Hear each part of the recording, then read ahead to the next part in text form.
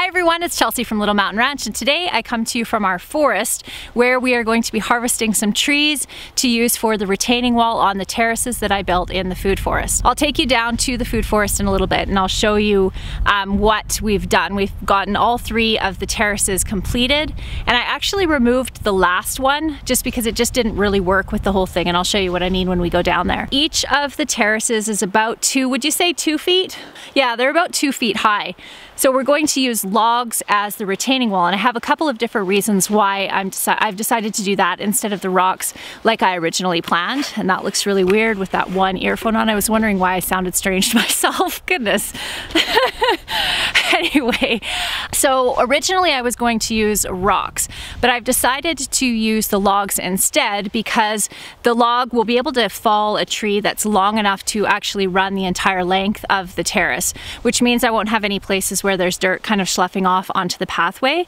And also, if you think of a forest like where we are right now, you can see that there's trees down everywhere. So it's really natural for a forest to have large trees laying down on the ground and decomposing. My thought is that it will attract the right microbes to basically the forest floor of the forest that I am creating. Oh, and then my third reason, of course, is that it is free or close to free, besides the time to fall the trees, to haul them down, and the fuel it takes to run the chainsaw. So outside of that, it's pretty much free, which is always my goal when I'm doing these kinds of projects, is not to spend a ton of money doing them. And in the case of doing a food forest, buying things like trees and shrubs and those kinds of things, they do cost a fair bit of money. I think it's an investment that's worthwhile because they pay back dividends over the years, but it is a pretty substantial outlay of money initially. So anywhere I can cut corners on the expense of this project, the better. We're going to go up right now. We've chosen 3 trees to fall that look like they're going to work really well for what I'm wanting to do. And we're falling them in an area that I'm actually wanting to keep relatively open. If you can see behind me here, you can see that there's quite a lot of spacing between the trees, and there isn't a lot of undergrowth in this area. The reason that we have this forest like this is because this is the area that joins up to our main, like where our house and our barn and everything is. So we want to keep this as protected from forest fire as possible. So one of the things that we learned going through the forest fire seasons of 2017 and 2018 in our area is that if you keep the undergrowth down like we're doing here through using this as grazing for our cattle, also keeping the branches from not being low to the ground. I don't know how much you can see, but we basically, here, I'll give you a little pan over here. You can see there how there aren't a lot of branches low to the ground. And also the spacing of the trees doesn't allow for the crowns to be touching at the top, which is how forest fire can move through the tops of the crowns of the trees. So we're removing a couple of the trees here that are a little bit too close together, both for the purpose of using them for the food forest and also as just maintenance on our forest. So we'll head up now and get these trees felled, and then we will move them down, and I'll show you what I'm doing down at the food forest.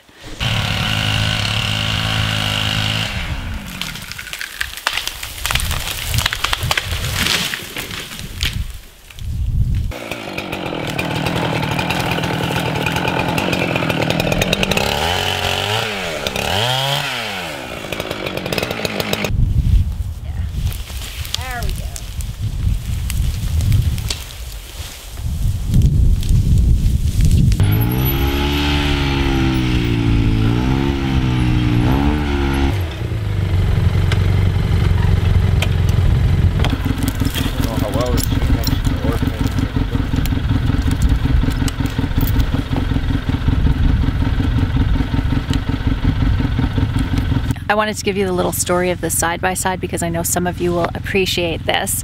Dan does a lot of trading and bartering and is pretty good at being able to trade up. Where he works, he had access to buying an old school bus, and there were 2 separate school buses there, and he picked one of them that he thought was going to be a decent one and brought it home, and I think he got it for $500 or something. And he knew he was going to flip it. And when he got it home, he realized that the engine was in totally mint condition. It was in really good shape. So we just spent some time, got it all cleaned up. And then this side-by-side, which is worth how much? Yeah, it's like $6,000 or $7,000 anyways for a side-by-side like this. And but the side-by-side had been in a garage fire, and so a lot of the plastic had melted off, but all the mechanical aspects of it and the metal and everything else was in perfectly good condition. So Dan traded the school bus for the side-by-side, and the plastic I think he said was going to be about $1,000 or something. And so not a ton of money, and so then he's going to end up with a side-by-side that's worth $6,000 or $7,000 in the end. So, and it works really well for being able to do this kind of work in the forest, so it's awesome. Okay, Ben just had the idea. Oh, my eldest son, by the way, is that guy right there. That's Ben. He's here helping me with this project today. So he suggested that we actually bring this log down and try it and see if it's gonna work and make sure we have the length right and everything else before we end up taking the other 2 trees out. So that's what we're gonna do right now.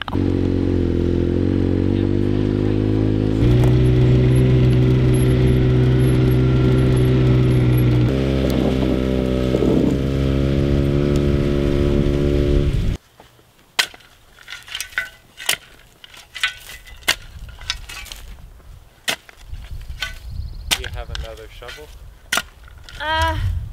Yeah, over there. It's not a very good one though.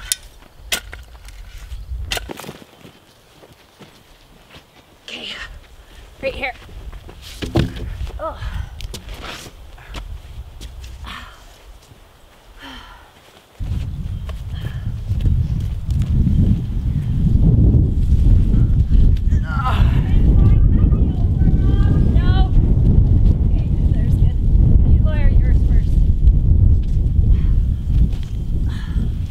So I think it is going to work with only one log. This is the skinnier end of the log, which is why I'm going to put it on this end, because there's not quite as much soil up on the terrace up on this end. And I think it's going to work really well, and I love the feeling of it.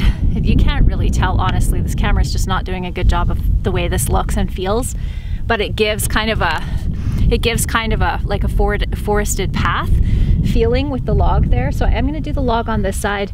I may do a log on the other side too. I'm not sure. I'm gonna have to think about that.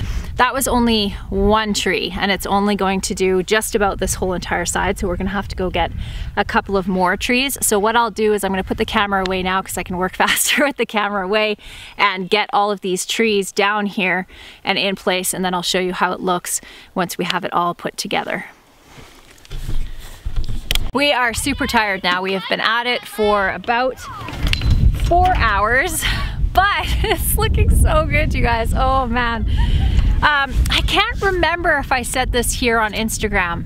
I keep losing track of what I say where, but I don't know if you've ever experienced this where you picture something in your mind and then it comes to fruition in reality like this, and it feels magical. In fact, I think I might have said this on my last video, but it bears saying again because that's how I feel about this project. So where I'm sitting right now is at the bottom. You can see where Kate is up there, and that gives you an idea of how much of a incline that this hill is on, but now it's staggered with these terraces. I'm going to pan back a little bit so that you can get an overview of this, and all you have to do is use your imagination for me and just picture this with the trees all full and shrubs all the way along and ground cover. I am planning on renting a wood chipper I'm hoping the next week. I was actually planning on doing this last year, and I probably just realized I probably have dirt. Do I have dirt all over my face? This is one of the problems with filming when I'm doing projects, is I'm not paying attention. Sorry to like interrupt you, but you should come film this. It's gonna be hilarious. What? Just bring the camera up and I've been told that I need to stop filming right now and I need to come up here and film whatever my children are doing. Can you even stand up? Oliver! Are your pants filled with sand too? Yeah. Oh man. Okay, back to more serious matters. I will give you a view over from the bottom of the terraces so that you can see what it is we have done today. Okay, so this is the first terrace right here, and on this side of the terrace, I hope you guys can hear me. We're putting rocks along this side just to give it a visual kind of barrier between the the walkway rather, and the terrace itself. And then the final terrace up here. So there's a terrace here, apple trees and cherry trees, and then the last terrace in behind me here. And we have something new to share with you on today's video, which is really exciting. We have a drone, and we've actually had this drone now for 6 months, but we bought it secondhand and it was broken, and we finally got all the parts and got it all put together. So you're going to be able to see the food forest and the garden, which should make it kind of interesting to be able to view it from up there. All right, I have to head inside now and go make supper. Fortunately, I did put a chicken in the roaster oven this morning, so I only need to make some vegetables and maybe a salad or something like that to go with it. I hope you all have a wonderful couple of days, and we'll see you in a few. Bye, guys.